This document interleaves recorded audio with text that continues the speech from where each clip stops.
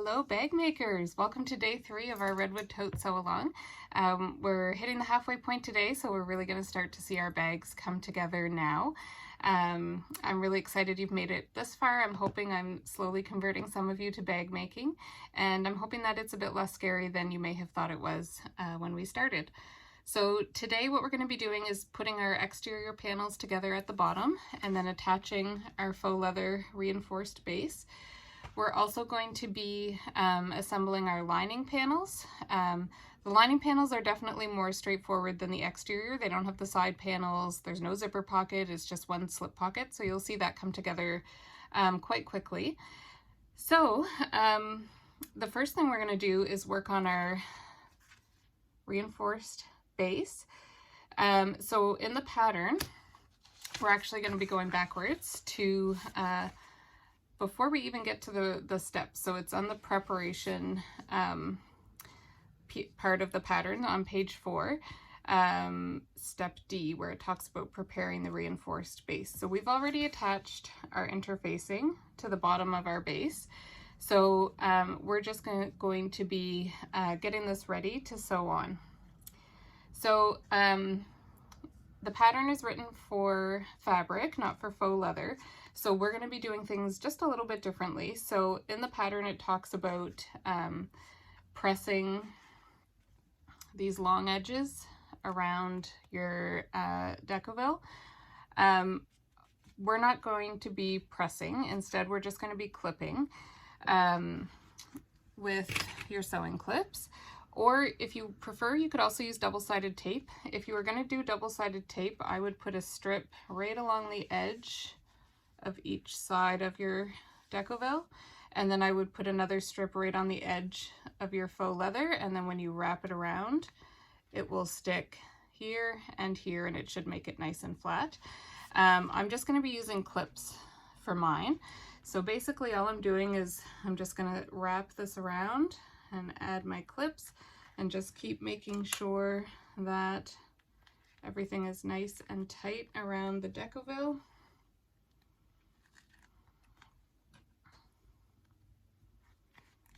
Adding lots of clips, however many clips you think you need.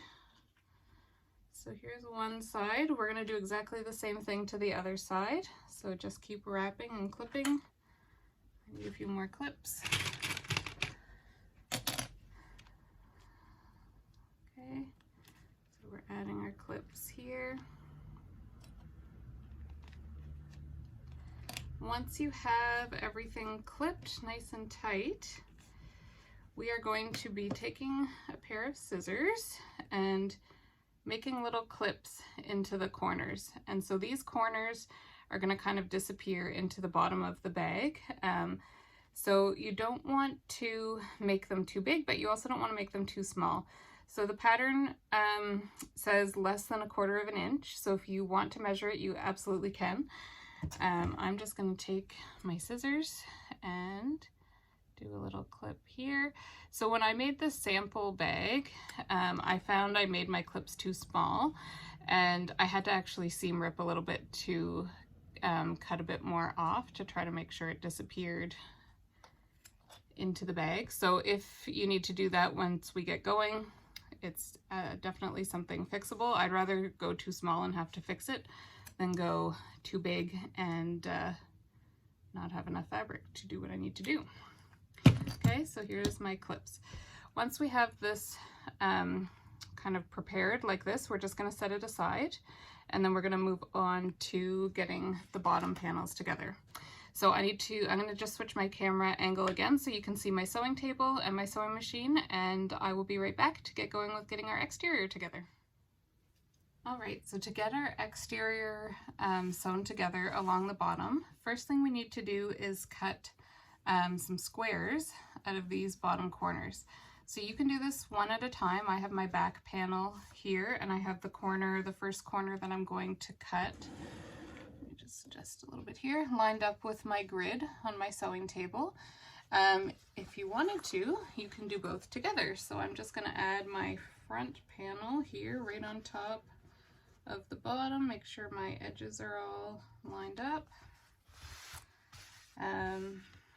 All right, So in the pattern, what we're doing right now is step 5. It's on page 7. And so the first thing we are going to do is cut these 1 1/4 inch squares out of the bottom. So what I like to do is take my marker, my little ruler, and use my grid on my mat as a guide. So I'm going to line up with 1 1/4 of an inch here, and then I'm going to measure up 1 1/4 inch. And then line up the 1/4 inch again with my grid, make another line. Okay, so once you have that drawn, you're going to take your scissors and just cut those squares right out. Okay, right along that line that you drew.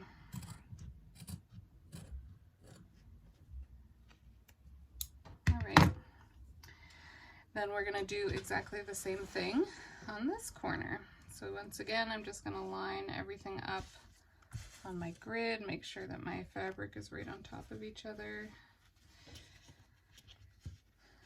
I think it is. Okay, and then exactly the same thing. So I'm going to measure 1 1/4 inch, line up my ruler here at the bottom, draw my 1 1/4 inch line this way, line my ruler up for 1/4 of an inch along this edge, and then draw a line to match, or to meet my first line.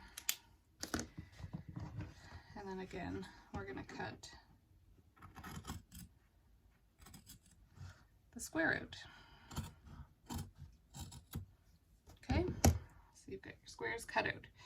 So now what we're going to do is we're going to put these panels right sides together and clip along the bottom here.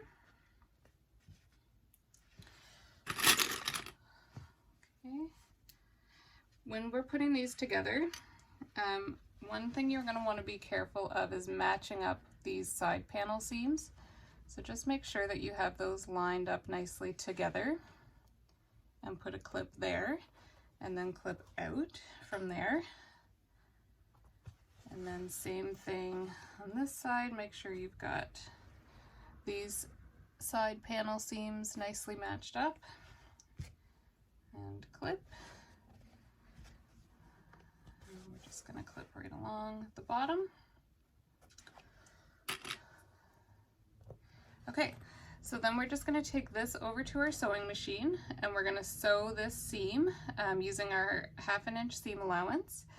Then you're going to want to press your seam open, and we're going to baste that seam allowance in place.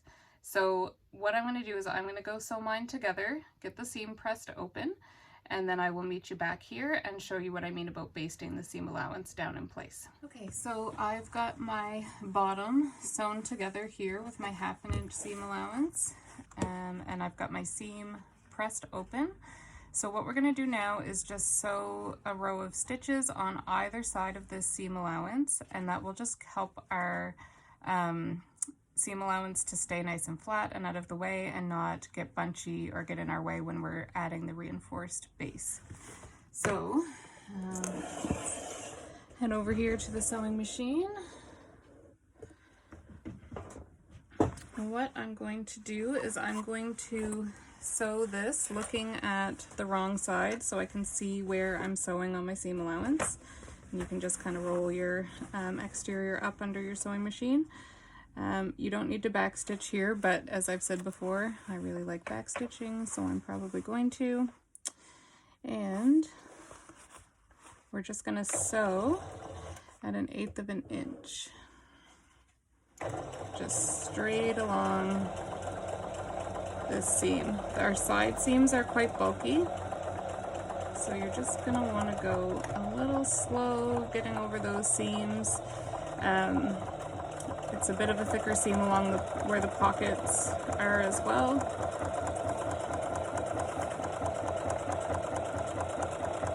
And even though we're basting, once again, I didn't change my stitch length to a longer length. These are basting stitches that will help reinforce your bag, kind of like our other ones did previously. So I like to leave my stitch length the way it is, just to help add a little bit of security to the bag. I think I'm hitting my camera stand a little bit. Okay, so once you have that sewn, I'll show you what it looks like here. So you can see I have my stitches here, 1/8 of an inch away from the seam, just holding everything down. What I'm going to do now is do the exact same thing on the other side. Then I'm going to swap out my thread to match my faux leather to sew our reinforced base on, because we're going to be top stitching it onto the bottom of the bag. So you want your thread to match your leather. Okay, so once you've got that done, I will see you back here and we'll get the base on. Okay, so we've got our seam allowances basted down. Now we are going to put the faux leather base on top of this. So what we're going to do is we're going to center it over our seam. So our reinforced base is 2 inches wide, so we should have about 1 inch on either side of our seam allowance, or our center seam here. So you can use a ruler to measure it if you want. You can eyeball it, whatever you prefer. Okay, and then it's also centered horizontally as well. So you'll have about 1/4 of an inch, maybe mine is slightly more than 1/4 of an inch, and I think that's okay, on either side. And then what we're going to do is we're going to top stitch this on. So to get this to the sewing machine, you're going to want to attach this to your exterior so it doesn't move around at all. So I'm going to use clips, so I'll show you what I do. I just kind of jam my clip right over the fabric that's sticking out, and it just kind of bunches in. The other thing that you can do is you could put double-sided tape on this as well, and that would hold it in place to get it over to your machine. There's some different tools you can use for this type of thing. You don't want to pin leather, as I've said before, because that will leave holes in your leather that you will see later. But you can get magnets that attach these pieces onto your fabric. There's all kinds of different things. I find in this case the clips work well. We just want it kind of held steady enough to get it over to our machine. What we're going to do when we get it to our machine is we're going to top stitch 1/8 of an inch on the faux leather on each side on the long edge to sew it down onto our base. Okay, when you're top stitching, you're going to want to go slow. You can seam rip stitches out of faux leather, but it will leave holes. It doesn't disappear into the fabric, or disappear quite as easily as it does when you seam rip stitching out of fabric. So just be careful of that. Go nice and slow. I'm going to turn my speed on my sewing machine right down to the bottom. Increase your stitch length to a 3. And yeah, just go slow. If we get any skip stitches, we will deal with it. Where you're going to find it gets a little bulky is right here where it's going over these side seams. That's where you will probably find it to be the most bulky. So when I get there, I just like to slow down really, really slow so I can see if my machine is struggling or going to skip a stitch, and I can just hand crank or move things around as I need to. Okay, so let's take this over to the machine. And so you can leave this clip here on the end, can just stay right where it is to hold it in place. And then I'm going to remove my first clip from my faux leather and line it up 1/8 of an inch under my foot. I am going to backstitch just a little bit right near the edge of the faux leather. And I'm going to increase my stitch length, I almost forgot, to a 3 for top stitching. And then we're just going to go nice and slow. Okay. So nice and slow, keep your clips on until you get to them so that your leather stays wrapped around your decoville. Okay, so I'm getting to my first side seam. So I'm just gonna make sure that I'm nice and slow. Okay, so mine's getting a little bit stuck on that side seam, so I'm just going to reach through to the back of my sewing machine and very, very gently, you don't want to yank because that will give you a really big stitch, but just gently, gently, gently encourage it through. Okay, once that's through, we're smooth sailing again. Take off my next clip.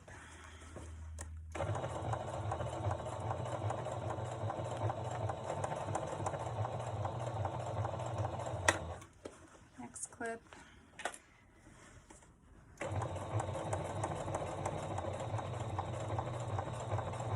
Okay, so again, I'm approaching my next side seam, so I'm just going to be aware of that and be ready to kind of gently encourage it through by tugging from the other end if I need to.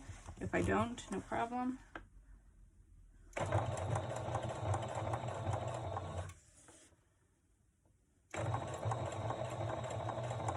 There. Okay, right up to the end, and again I'm just going to back stitch 1 or 2 stitches right at the edge. Okay, so I'll show you what this looks like now. Out of my machine. Whew. Scissors and clips flying everywhere. Okay, so what you have now is your base stitched right on the bottom of your bag on one side. We're going to do exactly the same thing on this side. So I will leave you to do that. You're going to follow exactly the same steps, just 1/8 of an inch top stitching. Keep your stitch length at a longer top stitching length if you want to. Go nice and slow. Same process as this side. Then we can set this aside. When we come back, we're going to be working on our lining panels. So if you need to change your thread to be working to match kind of your main bag, you can do that now as well. Okay, guess what? We have the start of a bag. Woohoo! It's got a bottom, front and a back. It's looking good. So you can see here where I've done the top stitching on the faux leather on either side. It looks so nice. So our exterior we can set aside for now. We don't need it again today. What we're going to do next is work on our lining panels. So I'm not going to show quite as much in the videos with you. This is pretty basic, just sewing straight lines. Same techniques as a lot of the things we've done before, sewing, pressing seams open, top stitching. So let's talk about the first thing we need to do for the pocket. So you should have your 2 interior pocket pieces. One should have interfacing on the back, one should not. I did both of mine in the exterior fabric. I realized now looking at this that normally I actually would do the inside of the pocket in the lining fabric, but it doesn't matter. It will still add a really nice contrast to the bag. So what we're going to do is we're going to take our 2 pocket pieces and put them right side together and clip along the long edges. Okay, so I'm just going to add some clips here on the long edge on this side.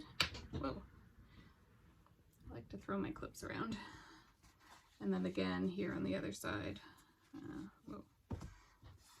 Apparently shouldn't be clipping while I'm dangling this thing in the air because it's not quite even. Okay, so clip the other long side.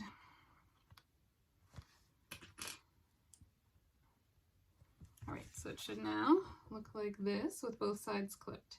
What we're going to do now is we're going to sew the long edges that we just clipped together, both of them, with a 1/2 inch seam allowance. Once you have that sewn together, you're going to press your seams open.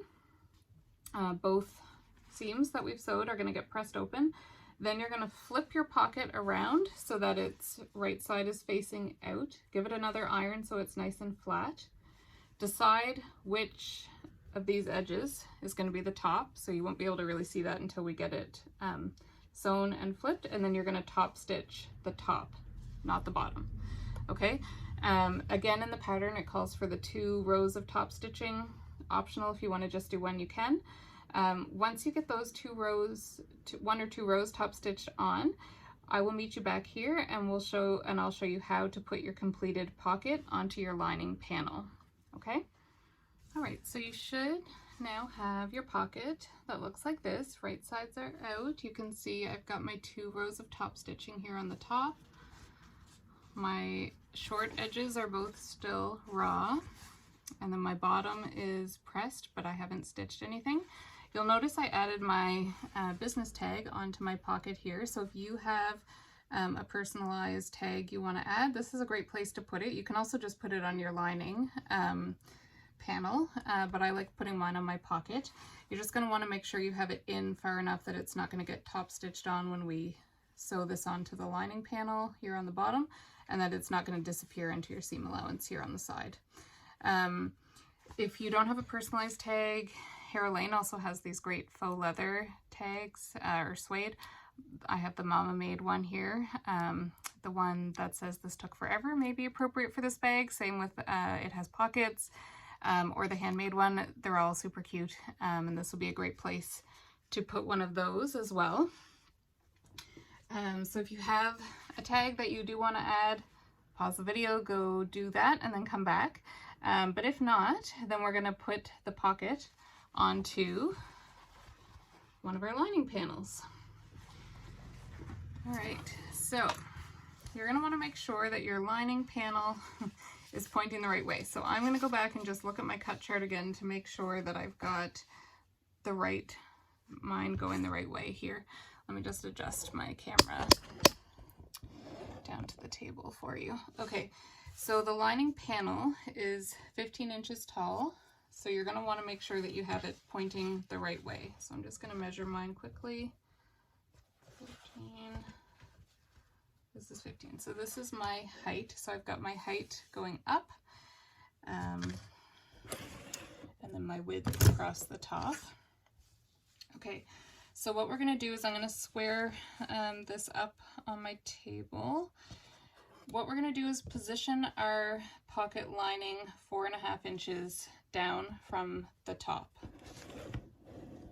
Okay, so I'm just going to go kind of here along the edge with my ruler, make sure I've got it lined up on the top. So I've got 1, 2, 3, 4.5 inches here, and you'll see my interfacing is a little bit bigger than my lining. I'm lining it up with the fabric, not the interfacing. Take my pocket, put it down, just making sure that I've got it lined up here. That's upside down, which I only can tell because I have the tag on there. And then you're going to line up your raw edges of your pocket with the raw edge of your lining piece and clip it in place. And I'm just going to put a couple clips down the side here. Okay, and then I'm going to do the same thing on the other side. So I'm going to make sure I'm 4.5 inches down and that I've got my pocket lined up right at that 4.5 inch mark, just to make sure it's, guess who forgot to turn their iron off again. Okay, so I'm going to clip it. Once again, I'm lining up the raw edges of the pocket with the fabric and not with my interfacing, which is a little bit bigger than my lining here. Once you have that clipped, what we're going to do is we're going to sew down the raw edges on the side. So we're going to just kind of baste the sides in place. I'm not going to change my stitch length here. Again, I'm going to keep it at the my regular sewing length, just to again add a little bit of extra reinforcement. And then along this long bottom edge here, all the way across the bottom, we're going to top stitch. So I will increase my stitch length to a 3 for that because I'm top stitching. And then again, we're just going to baste the other side. So what I'm going to do is, basically what you're going to want to do is either both sides first or your bottom first. So I'm going to do the sides first, and then I'm going to do the bottom last. Once that's done, we only have one more thing to do, and then we're all done for today, and that's to divide this pocket in half. So I'm going to leave you to get your edges sewn and your bottom top stitched, and then I will meet you back here and show you how to divide your pocket. All right, so your panel should now look like this. We've got our top stitching, top stitch top up here, And then down at the bottom we have it top stitched on to make a pocket. We have our sides sewn on, just basted at 1/8 of an inch. That will disappear inside of our seams when we sew the bag together. Our last step that we need to do is divide the pocket. So this is a really big, wide pocket. If you like it that way, you can totally leave it. I personally find it's a little bit big, and the pattern recommends dividing the pocket in half, likely for the same reason. I think a lot of people would find this a little large for a pocket. So what you're going to want to do is draw a line halfway down your pocket. So we know that our panel is 14 inches across the bottom. So 7 inches would be our halfway mark. I'm using my friction pen here, which I can just iron off after. If you don't have one of those, you can use chalk, you can use a water-soluble marker and wash it off after. You can use a creasing tool. A really simple way to do it is just to fold your lining in half and just kind of rub on it with your hand a little bit, and then you will be able to see the line, and you can sew down that. I'm going to use my friction pen. So what I'm doing is I'm just lining my panel up here on my grid, on my mat, and then I'm going to go to 7 inches. So 1, 2, 3, 4, 5, 6, 7, right here with my ruler and my pen.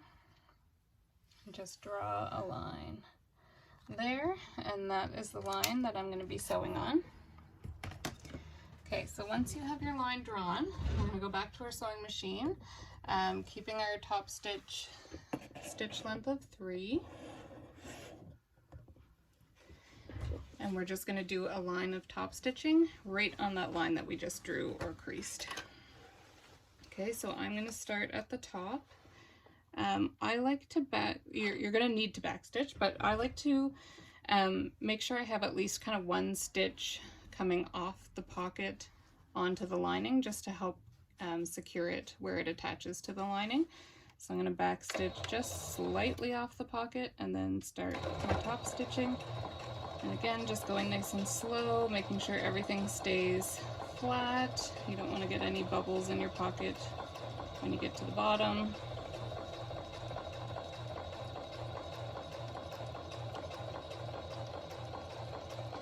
Okay, and then as you approach the bottom of the pocket, we're going to stop and backstitch again. So here I'm just going to try to line it up with the top stitching. Because the pocket's already attached to the bag, I don't need to go down to the lining. So I'm going to try to make sure that my stitching just lines up with this row of top stitching. And backstitch a couple stitches, and then pull it out. I probably could have gone 1 more stitch, but that's okay. Nobody will ever notice where it's on the inside of the bag. So then you will have your panel here with your divided slip pockets for the inside of your bag. So I'm going to go over to my iron this line off that I just drew on, and that's it for today. So make sure you take a picture of your reinforced base attached to your exterior and your completed lining panel with the pocket. And tomorrow we are going to be working on putting our main zipper into our bag and sewing the bag together. So we'll be putting our zipper in, we'll be sewing the sides of the exterior panels together, all kind of the sides and the bottom of the lining, and closing off those square corners that we cut out of the exterior and will be cutting out of the lining tomorrow. All right, so I can't wait to see you tomorrow. Make sure you post pictures. I'm loving seeing all the bags come together. And yeah, I hope everyone is enjoying this. Stick with it. We can do it. 2 more days and you will have a Redwood tote.